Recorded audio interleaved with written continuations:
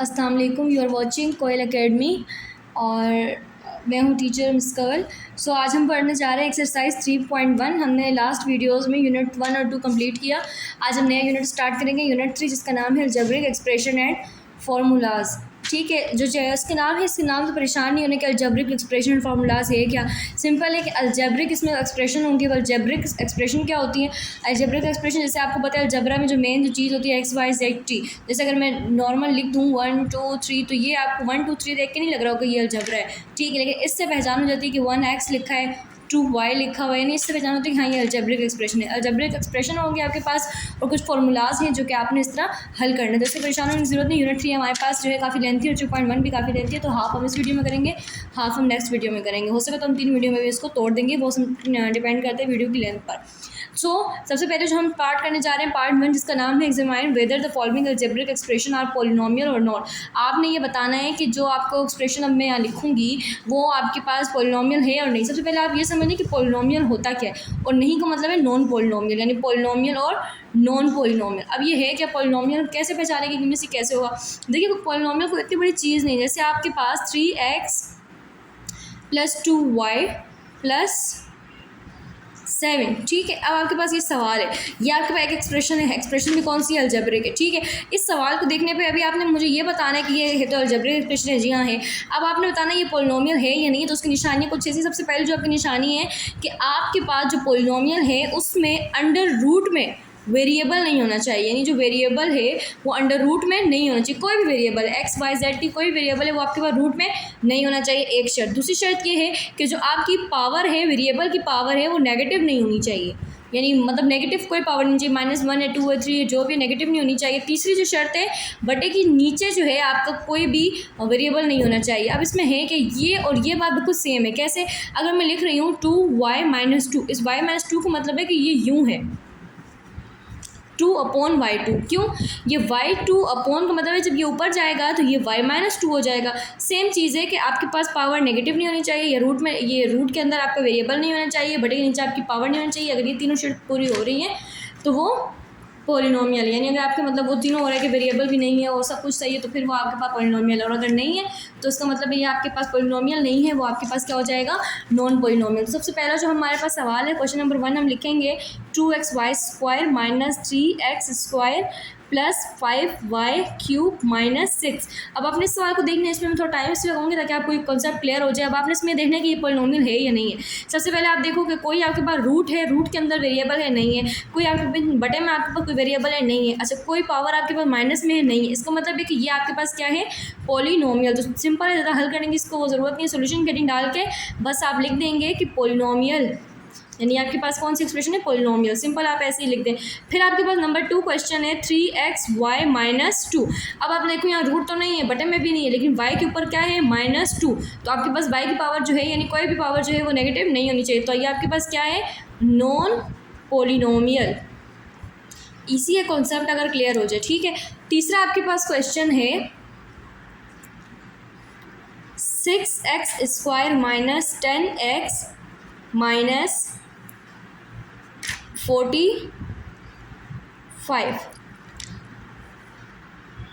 7 - 45। अब देखिए रूट तो है, लेकिन रूट के अंदर वेरिएबल नहीं है, सिर्फ आपके पास जो है वो नॉर्मल रकम है, तो इससे कोई फ़र्क नहीं पड़ता। बटे के नीचे भी कुछ नहीं है और सारी पावरें भी पॉजिटिव है, तो ये आपके पास क्या है? पॉलिनोमियल। चौथा सवाल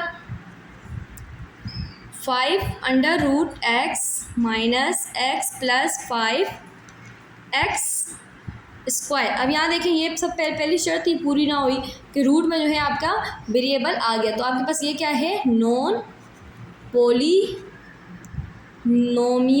ठीक है, छठा आपके पास सवाल है, पांचवा सवाल है 2/x + 2। इसको भी आप देखने, अब पहले बटे के नीचे आपके वेरिएबल आ गया, तो ये भी क्या है? Non polynomial. अब 6th क्वेश्चन 2/x + x³ - 2। अब बटे के नीचे फिर x आ गया, यानी बटे के नीचे वेरिएबल आ गया, ये भी आपके पास क्या है? Non polynomial. पार्ट 2 आपके पास है कि examine whether the following expression are rational और नॉट। आपके पास जो एक्सप्रेशन दी जाएंगे जिसमें आपने पहचानना है कि वो रेशनल है या इरेशनल। सबसे पहले यहाँ क्वेश्चन मैंने मेंशन नहीं किया ताकि आपको एक दफ़ा समझा दूँ कि है क्या। बेसिकली यही है कि आपने ना, आपके पास यहाँ फ्रैक्शन दिए जाएंगे, सही है, फ्रैक्शन ऐसे दी जाएंगे, यानी बटे के ऊपर भी रकमें दी जाएंगी और बटे के नीचे भी कुछ रकमें आपको दी जाएंगी। अब आप बोलेंगे मिस अगर ये बटे के नीचे देखें वेरिएबल आ गए तो डायरेक्ट रेशनल नहीं होगा, इरेशनल हो जाएगा। यानी आपके पास ऐसे देखना है कि ये देखिए ये बटा है, पहले बटे के ऊपर देखना है, बटे के ऊपर आपकी जो शराइत है वो पूरी हो रही हैं, यानी आपके पास रूट में रकम नहीं है, नेगेटिव पावर नहीं है, उसके नीचे फ्रैक्शन नहीं है, तो ये आपके पास अगर पहला पॉलिनोमियल है ठीक है, दूसरा भी पॉलिनोमियल है, जब दोनों पॉलिनोमियल होंगे तो वो क्या हो जाएगा, रेशनल नंबर। और अगर ये पॉलिनोमियल है मिस इसकी पावर नेगेटिव हो रही है तो ये फिर एक पॉलिनोमियल नहीं है तो वो इरेशनल नंबर हो जाएगा। M I clear?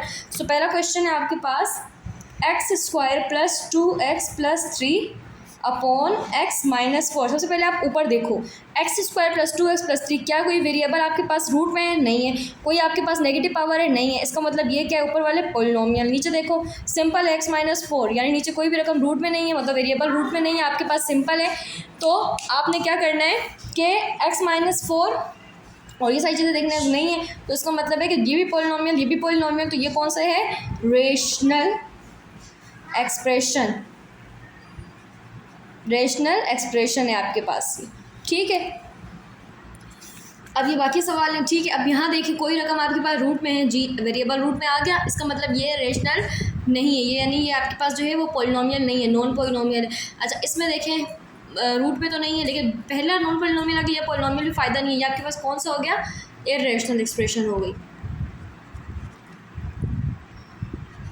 उसके बाद 13x² - 9x + 4। अब यहाँ पे रूट नहीं है, सारी पावर पॉजिटिव है, ये ठीक।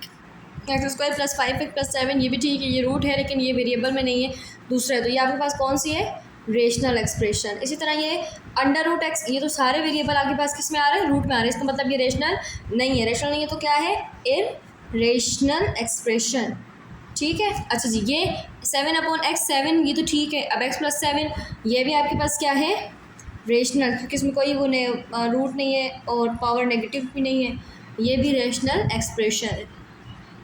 अब हम करेंगे पार्ट 3। पार्ट 3 आपके पास क्या है, reduce the following into lowest form.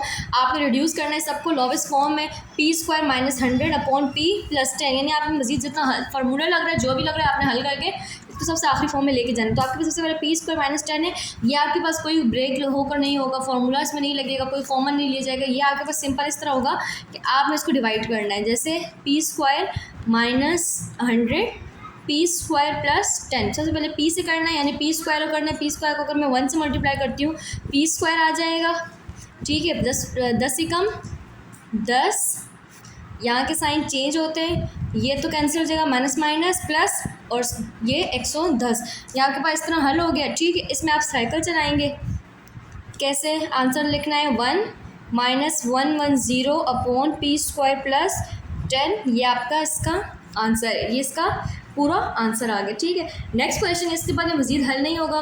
Next question, ये आपका पहला सवाल था, दूसरा सवाल आपका हल करेंगे 3a² + 3ab upon 3a² + 6ab + 3ab²।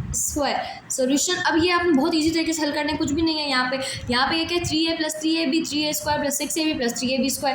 इधर देखिए पहले यहाँ कोई कॉमन निकल रहा है, तो कॉमन निकालें। सबसे पहले आपके पास जो भी आपका फ्रैक्शन है, आपने ये देखना होता है कि पहले कॉमन निकालो, वरना फॉर्मूला लगाओ, फॉर्मूला भी नहीं लगा तो फिर ब्रेकिंग करो। लास्ट ऑप्शन होता है ब्रेकिंग का, ब्रेकिंग में आपको प्रॉपर सिखाऊंगी, लेकिन पहले आप यहाँ देख लें, 3a² + 3ab, 3 और 3 कॉमन निकल आएगा दोनों में, यहाँ a² है, यहाँ a, यानी इसका मतलब यहाँ 2 a हैं, यहाँ एक a कॉमन आ जाएगा, बाय b यहाँ है, यहाँ नहीं है तो वो कॉमन नहीं आ सकता। यहाँ पे 3 कॉमन आ गए, एक a बाहर आ चुका, एक अंदर रह गया, प्लस का प्लस, 3 बाहर आ चुका, a बाहर आ गया, यहाँ रह गया b।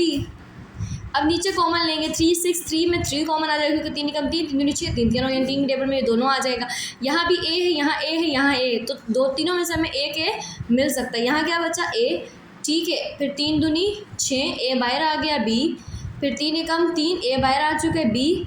ये 3a कट गया, ये आपस में नहीं कैंसिल हो सकता, कुछ भी मज़ीद नहीं खुल रहा है, तो a + b, a + 2b + b², ये भी आपके पास क्या है, इसका आंसर है। तीसरा सवाल हम करेंगे a - b। ज़रा अब यहाँ पे क्या है, यहाँ पे a - b, ये तो ऐसे ही रहेगा, इसमें तो कुछ होने का नहीं है, ठीक है। ए प्लस बी भी ऐसे रहेगा, इसमें भी कुछ होने का नहीं है। उसके बाद यहाँ पे ए स्क्वायर प्लस से मुझे कॉमन नज़र आ रहा है कि इन दोनों में ए कॉमन आ जाएगा, बचा क्या, यहाँ ए बचा प्लस और यहाँ बी बचा।